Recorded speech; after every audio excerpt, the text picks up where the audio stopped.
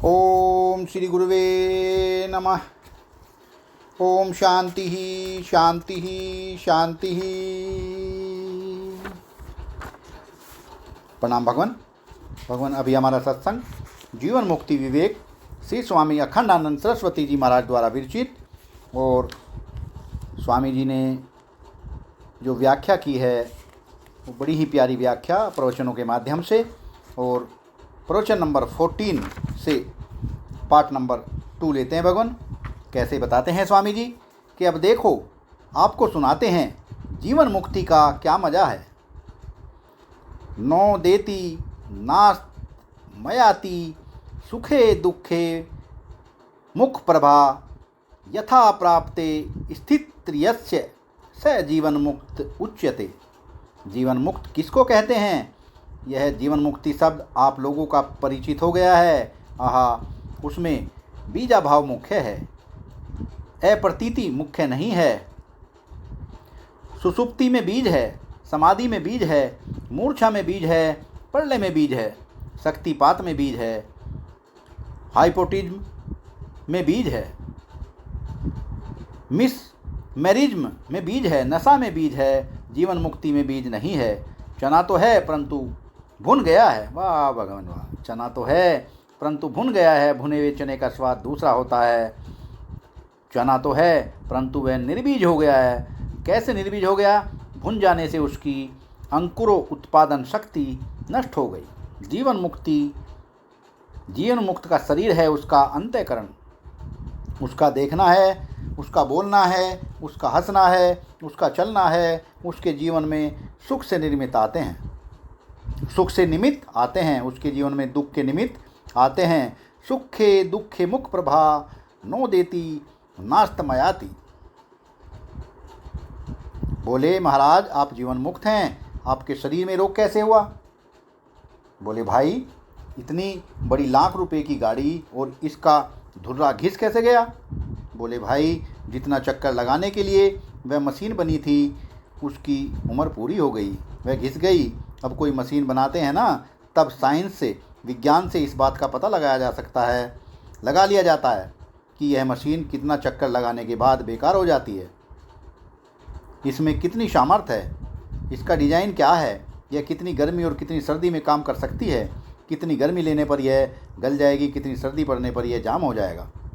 हाँ, यह मशीन बनती है ना, तब यह पता लगा लिया जाता है कि कितने चक्कर लगावेगी, इसकी शक्ल सूरत क्या होगी। जीवन मुक्त का यह शरीर जो है वह एक मशीन है।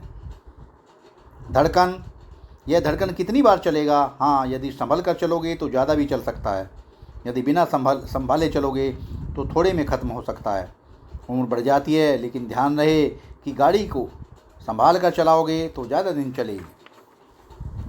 हम मुजफ्फरनगर से हरिद्वार मोटर में जाते हैं। जिनकी मोटर है उनका ड्राइवर बहुत बूढ़ा है, वह बड़े मज़े से गाड़ी चलाता है।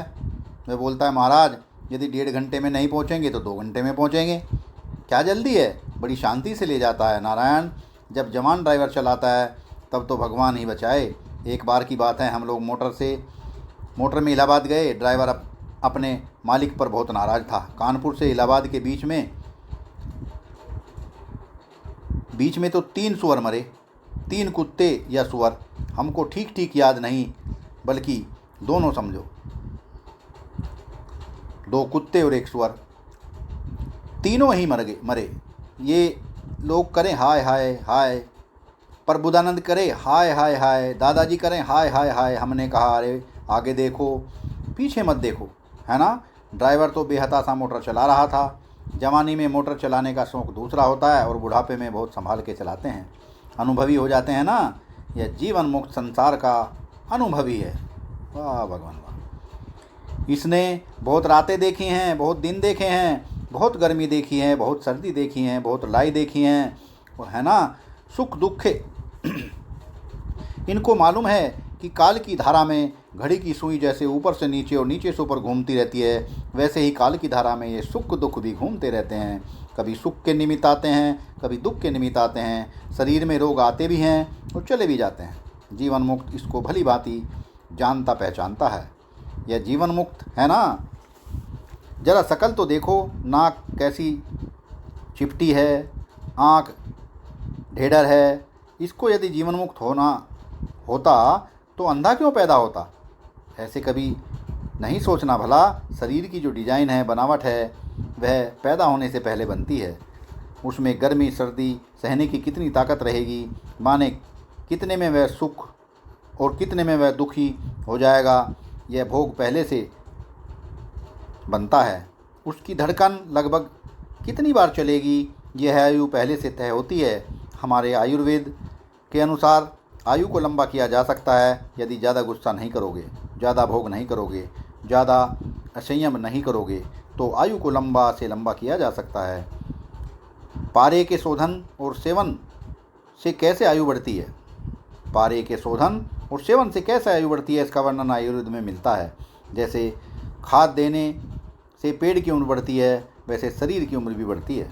अब देखो, सुखे दुखे मुख परबा। जीवन मुक्त के जीवन में सुख के निमित्त आते हैं और दुख के निमित्त भी आते हैं। जैसा बाह्य आकाश है, वैसा ही हृदय आकाश है भला। उपनिषद में स्पष्ट एक मंत्र में है, यावान नयन आकाश तावान अंतरा आकाश है। जितना बड़ा यह भारी आकाश है, उतना ही बड़ा वैसा ही मनुष्य का हृदय आकाश है। उसमें कभी तमोगुण का अंधेरा छा जाता है, कभी राग की रजोगुण की रागनी आ जाती है, कभी सत्य गुण की शांति आ जाती है। हृदय आकाश में कभी कुछ और कभी कुछ और आ जाता है। जैसे शरीर में जुखाम होता है, कभी कफ बढ़ जाता है, कभी वात बढ़ जाता है, कभी पित्त बढ़ जाता है। जुखाम तीनों तरह का होता है, पित्त में भी होता है, वातज में भी होता है और कफज में भी होता है। ऐसे ही जीवन में सुख के निमित्त और दुख के निमित्त आते हैं। कोई भी बिछुड़ जाता है तो लगता है कि हाय हाय, इसके बिना हम मर जाएंगे। कभी कोई जुड़ जाता है तो लगता है कि बस मौज अब तो आ गई। यह मालूम पड़ता है ना, कल आपको बताया था कि हम अपनी मनोवृत्ति का इतिहास देखिए। कल हमने आपको बताया था कि आप अपनी मनोवृत्ति का इतिहास देखिए। आप शरीर का इतिहास खूब याद रखते हैं, आप अपने मन के इतिहास पर ध्यान नहीं देते। यह गिरगिट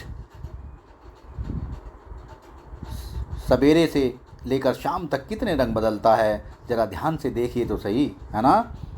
हमारे एक चेले थे, वह दोपहर को और शाम को भोजन के समय बोलते थे कि बिल्कुल भूख नहीं है, कुछ खाया ही नहीं जाता। हमारे सामने आते ही वह रोने लगते थे, झरझर आंसू गिरते थे।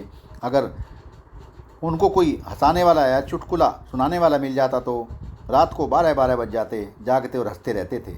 सवेरे सूर्योदय से पहले ही अगर कोई समोसा कचौड़ी जलेबी ले आवे और उनके साथ बैठकर खाने लगे तो खूब भरपेट खा लेते थे।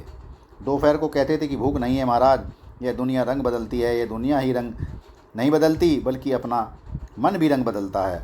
आज जो प्यारे लगते हैं वह भी रंग बदलते हैं भला, आज जो दुश्मन लगते हैं वह भी रंग बदलते हैं। अपनी इंद्रियां भी नए नए विषय ढूंढती है, रंग बदलती है। अपनी समझदारी भी रंग बदलती है भला। हमने यह देखा है कि जिसमें हमारा तादात्म्य हो गया, जिसमें हम एक हो गए, जिस पर हम चढ़ बैठे, तब उससे हम आत्म प्रेम प्यार करने लगे। तादात्म्य होने का अर्थ है दूसरी चीज़ पर चढ़ बैठना और उसके साथ तमन्य हो जाना, तन्मय हो जाना। जब आपको क्रोध से तादात्म्य हुआ, तब हमको जितनी प्रिय अपनी आत्मा लगती है, उतनी ही प्रिय क्रोध भी लगा। जब हमको काम से तादात्म्य हुआ, तब हमको जितनी प्रिय अपनी आत्मा लगती है ना, उतना ही प्रिय काम भी लगता है। जब काम चला गया, क्रोध चला गया, तब आत्मा ज्यों की त्यों रही। यह क्या हुआ? यह हमारे ऊपर क्या आफत वर्षा हो गई? यह क्या हम गुंडे से एक हो गए? क्या हम इस बदमाश के साथ मिल गए? है ना। जिंदगी के गुंडे भी आते हैं, जिंदगी में गुंडे भी आते हैं और बदमाश भी आते हैं। जब हम उनके साथ मिल जाते हैं तब वह हमारे स्वरूप के अनुरूप नहीं होता है, तब वह हमारे स्वरूप के अनुरूप नहीं होता है। सत्संग को विराम देते हैं भगवान, आगे का सत्संग कर लेंगे। प्रणाम भगवान।